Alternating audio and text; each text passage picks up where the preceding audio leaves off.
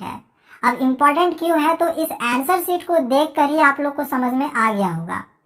देखो ये सीबीएसई का ना बिल्कुल ऑफिशियल आंसर शीट है, यहाँ पे आप देख रहे हो सीबीएसई ने ये ऑफिशियली निकाल के आप लोग को दिया हुआ है, आपको वार्निंग दी है कि आंसर शीट का जो फ्रंट पेज होगा उसमें किसी भी तरह का कोई भी स्टूडेंट्स गलती मत करना। अगर गलती कर देते हो तो इससे आपका रिजल्ट फिर पेंडिंग में चला जाएगा, फिर आगे आप लोग को बहुत मेहनत करना पड़ेगा। तो आंसर लिखने से कहीं ज़्यादा इम्पोर्टेंट होता है आंसर शीट का फ्रंट पेज को सही सही भरना। क्वेश्चन पेपर को दिखाते हुए आप लोग को मैं बताऊंगा कैसे आप लोग को ये जो पूरा फ्रंट पेज है वो भरना है। तो चलो यहाँ पे स्टार्ट करते हैं, आपको मैं बताता हूँ कैसे इसको भरना है। देखो सबसे पहले यहाँ पर सब्जेक्ट लिखा हुआ है, तो आपका जिस दिन आप एग्जामिनेशन दोगे तो आपके एडमिट कार्ड में ना, देखो यहाँ पे एडमिट कार्ड में इस साइड में आप लोग का डेट दिया हुआ रहेगा। ये मेरा बहुत पहले पुराना एक एडमिट कार्ड था सीबीएसई का किसी का, तो उसका मैंने लिया हुआ है ताकि बस मैं आप लोग को एक सैंपल के तौर पे दिखा सकूं। यहाँ पे डेट दिया हुआ रहेगा, तो डेट देख लेना किस दिन आपकी एग्जामिनेशन है और उस दिन कौन से सब्जेक्ट की परीक्षा होगी, इधर भी आपका लिखा हुआ रहेगा। ठीक है, तो जिस दिन आपका जिस भी सब्जेक्ट का परीक्षा रहेगा तो उस सब्जेक्ट का नाम यहाँ पे लिखना है। ठीक है, जैसे मान के चलो पहला दिन आप लोग का हिंदी का एग्जामिनेशन क्लास 10th वालों का होने वाला है।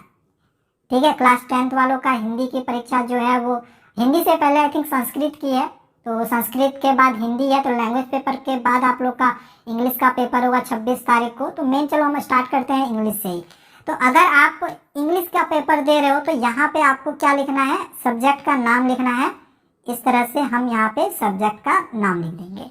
अगर हिंदी का पेपर होगा तो हिंदी ए जिसने लिया है तो हिंदी ए लिखेंगे, जिसका हिंदी बी का होगा हिंदी बी लिखेंगे, संस्कृत का होगा तो यहाँ पे वो संस्कृत लिख देंगे। जिस भी सब्जेक्ट का परीक्षा होगा उस सब्जेक्ट का यहाँ पे जो भी सब्जेक्ट होगा नाम लिख देना है। अब यहाँ पे बच्चे क्वेश्चन कर सकते हैं कि सर कौन सा पेन से भरें। देखो आपको बोला जाता है कि आप बॉल पेन पॉइंट पेन का यूज करो, आपको जेल पेन का यूज नहीं करना है। बाकी जेल पेन के जगह पे आपकी मर्जी, आप जिस भी पेन का चाहो इस्तेमाल कर सकते हो, बस जेल पेन आप यूज नहीं बना करो। अच्छा कौन सा कलर का पेन यूज करें, तो ब्लैक या ब्लू दोनों में से कोई भी कलर का आप जो फ्रंट पेज है वो भर सकते हो। ठीक है, ब्लैक ब्लू दोनों ही अलाउ होता है। समझ में आ गया होगा। चलो एक चीज यार, पेंसिल से कभी मत भरना। इंस्ट्रक्शंस में खास लिखा रहता है कि पेंसिल से आंसर शीट का फ्रंट पेज को नहीं भरना है। अब यहाँ पे दिया है परीक्षा का दिन एवं तिथि, तो आपकी जिस दिन एग्जामिनेशन है, मान के चलो 26 तारीख एग्जाम्पल ले रहे हैं, ठीक है, आप सेम मत भर देना। मान के चलो जिस दिन आपकी एग्जामिनेशन है उस दिन मंडे पड़ रही है, एग्जाम्पल ले लेते हैं, तो यहाँ पे आप लोग को इस तरह से सबसे पहले तो मंडे लिख देना है। अब यहाँ पे डेट भी डालना है आप लोग को, तो मान के चलो 26 तारीख है तो इस तरह से कॉमा देंगे और इस तरह से 26 लगा देंगे। फरवरी में एग्जामिनेशन से फरवरी कर देंगे और 2024 कर देंगे। ठीक है, इस तरह से आपको डे एंड डेट डाल देना है। ठीक है, आपको आपकी जो भी आंसर शीट होगी उसमें आपको थोड़ा सा ज़्यादा स्पेस मिलेगा। फिलहाल यहाँ पे मुझे स्पेस कम मिला है, आपको थोड़ा सा और ज़्यादा मिल सकता है। अगला यहाँ पे है medium of answering the paper. आप जो पेपर लिखोगे, जो आंसर्स लिखोगे, वो आप कौन से लैंग्वेज में लिख रहे हो, हिंदी में लिख रहे हो या इंग्लिश में लिख रहे हो। अगर आप इंग्लिश में लिख रहे हो तो आपको यहाँ पे इस तरह से फिर से इंग्लिश लिखना है। अगर आप हिंदी में लिखोगे तो यहाँ पे आपको हिंदी में लिखना है। जैसे हिंदी का पेपर हिंदी में होगा, अब बोलोगे आप सर संस्कृत का पेपर के लिए हम यहाँ पे क्या लिखें, वहाँ पर भी है ना आप हिंदी ही कर देना, संस्कृत मत करना। ठीक है, आप वहाँ पे हिंदी कर देना, कोई दिक्कत नहीं है, इससे कोई प्रॉब्लम आप लोग का नहीं होगा, इससे कोई दिक्कत नहीं है। ठीक है, आगे कहाँ पे जो जरूरी है ना वो आगे में आप लोग का, वहाँ पे गलती मत करना। अब यहाँ पे जैसे यहाँ पे आपको बिल्कुल गलती नहीं करना है। क्या लिखा हुआ है कि प्रश्न पत्र के ऊपर लिखे कोड को दर्शाएं। देखो आपकी जो क्वेश्चन पेपर मिलेगी तो क्वेश्चन पेपर के सबसे टॉप में यहाँ पे सेट नंबर के पास में ही एक क्वेश्चन पेपर कोड लिखा हुआ रहेगा, और ये जो कोड है ना इसी कोड को यहाँ पे इस तरह से लिख देना है। जैसे 211 लिखा हुआ है, इसको हम लिख दिए। जो भी क्वेश्चन पेपर का कोड होगा वो वाला कोड आपको यहाँ पे डाल देना है।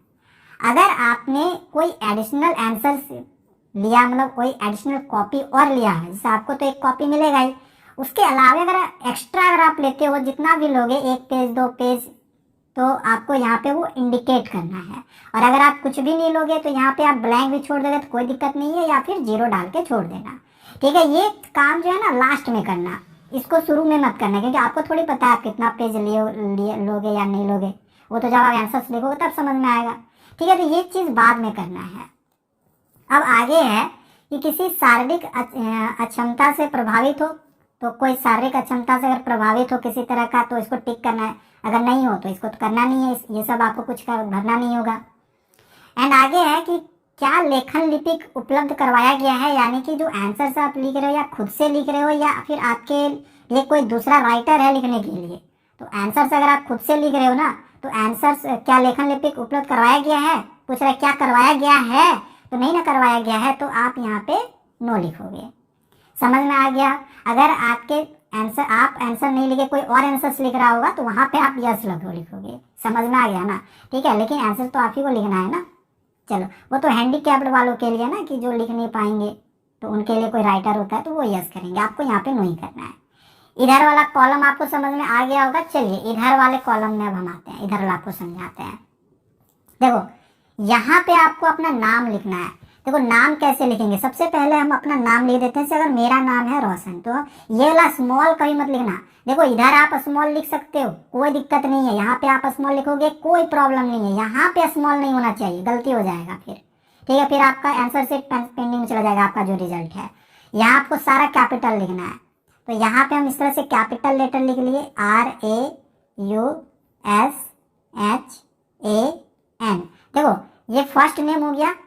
अब इसके बाद जब कुमार लिखना होगा या फिर कोई भी आपका टाइटल होगा तो उसके लिए एक स्पेस हम छोड़ेंगे और यहाँ पर हम इस तरह से KUMAR कुमार डाल दिए।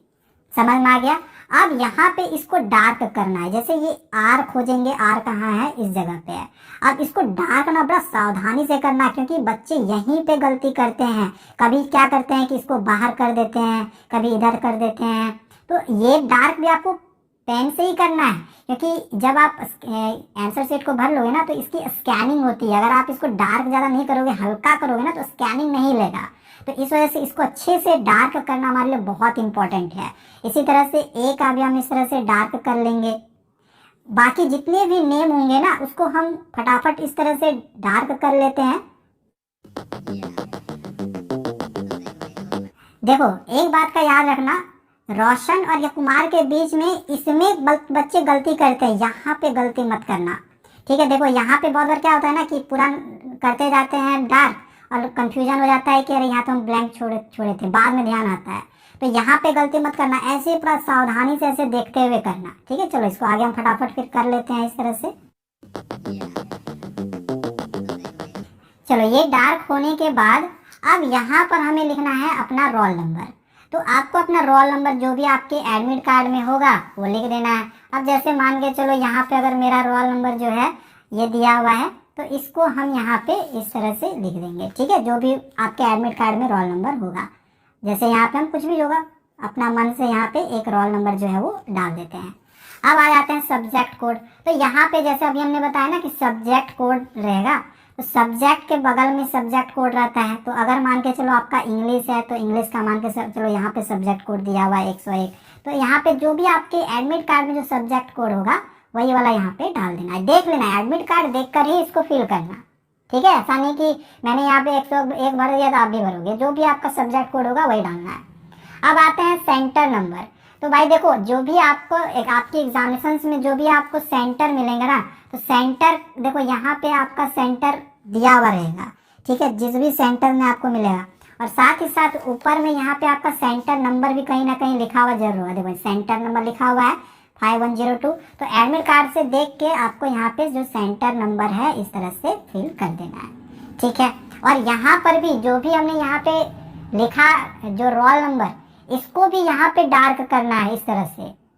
यहाँ पर भी आपको डार्क करना पड़ेगा। चलिए यहाँ पर भी मैं आप फटाफट इस तरह से डार्क कर लेता हूँ। तो ये वाला रोल नंबर हमने डार्क कर लिया है। चलिए अब आगे हम सब्जेक्ट कोड को भी यहाँ पे फटाफट डार्क कर लेते हैं। एंड इसी प्रकार से हम सेंटर नंबर को भी यहाँ पे डार्क कर लेंगे।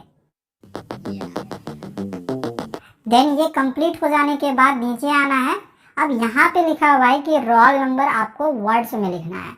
अब यहाँ पे ये जो रोल नंबर है ये आपको वर्ड्स में लिखना है। हो सकता है बच्चे यहाँ पे सोच रहे होंगे सर हम रोल नंबर अगर वर्ड्स में नहीं लिख पाए तो भाई देखो ये आपके एडमिट कार्ड में भी ना लिखा हुआ रहेगा। देखो यहाँ पे 51,37,016 ओनली ऐसे लिखा हुआ है ना, तो वही वाला आपको यहाँ पे फिल करना है जो भी आपका रोल नंबर होगा। ठीक है, जैसे यहाँ पे जो भी आपका होगा वो वर्ड्स में लिखना है। जैसे 51,00,000 जो भी होगा वही लिखेंगे। 51,73,000 लिखेंगे इस तरह से। 73,000 जो भी होगा आप इसको पूरा कर लेना। ठीक है, रोल नंबर को वर्ड्स में लिखना है। देखो मुझे यहाँ पे स्पेस कम मिला है, आपको स्पेस यहाँ पे ज़्यादा मिलेगा। ठीक है, इसके लिए चिंता करने की जरूरत नहीं है। और बाय द वे अगर स्पेस कम मिलता भी है तो मैंने तो यहाँ बड़ा बड़ा लिखा क्योंकि मुझे बस आपको समझाना था। अब आपको जब कम स्पेस मिलेगा तो इसको बहुत छोटा करके लिखना होगा। देख लेना स्पेस ज़्यादा मिल रहा है या कम। ज़्यादा स्पेस मिलेगा तो बड़ा बड़ा लिखना, अगर कम स्पेस मिलेगा तो छोटा छोटा लिखना। ठीक है, अब आगे यहाँ पे है फादर्स नेम। तो फादर का नाम जो भी होगा यहाँ पे आपको डाल देना है, जैसे जो भी होगा। जैसे मान के चलो मेरे फादर का अगर नाम है, ऐसे है नहीं मत सोचना मेरे फादर का ये नेम है, हम इसको यहाँ पे इस तरह से डाल दिए सुरेश दास। ठीक है, अब यहाँ पे परीक्षार्थी के हस्ताक्षर सिग्नेचर ऑफ कैंडिडेट आपको अपने यहाँ पे साइन करना है। तो साइन जैसे तैसे मत कर देना, यहाँ पे आपको अपना नाम ही लिखना है। बहुत सारे बच्चे क्या करते हैं ना, स्टाइल मारने के लिए ऐसे ऐसे कर देते हैं। ऐसे घिसना नहीं है, ये गलत हो जाएगा, फिर आप टीचर से डांट भी सुनोगे। ऐसा आपको करना ही नहीं है। इस तरह से आपको पूरा नाम लिखना है अच्छे से साफ सुथरा। ठीक है, मुझे समझाना था इस वजह से मैं यहाँ पे जल्दी जल्दी कर रहा हूँ, बाकी आपको अच्छे से करना है। बाकी यहाँ पे आपके जो टीचर होंगे वो साइन करेंगे, इस सब में उनका काम है। आपका काम बस इतना ही है, इससे ज़्यादा आपको और कुछ भी नहीं करना है। तो ओवरऑल आपको आइडिया मिल गया होगा कैसे हमें आंसर शीट का फ्रंट पेज भरना है। भाई देखो सीबीएसई आपको निर्देश देती है कि इसको साफ सुथरा भरना, गलती मत करना। गलती करोगे आपका रिजल्ट पेंडिंग में चला जाएगा, बाद में आपको दिक्कत होगा। तो यहाँ पे आई थिंक आपको अब समझ में आ गया होगा। एंड डार्क भी अच्छे से कर लेना, जैसे मैंने बोले दिया। डार्क अच्छे से नहीं करोगे इसमें भी आपको आगे चल के दिक्कत करेगा।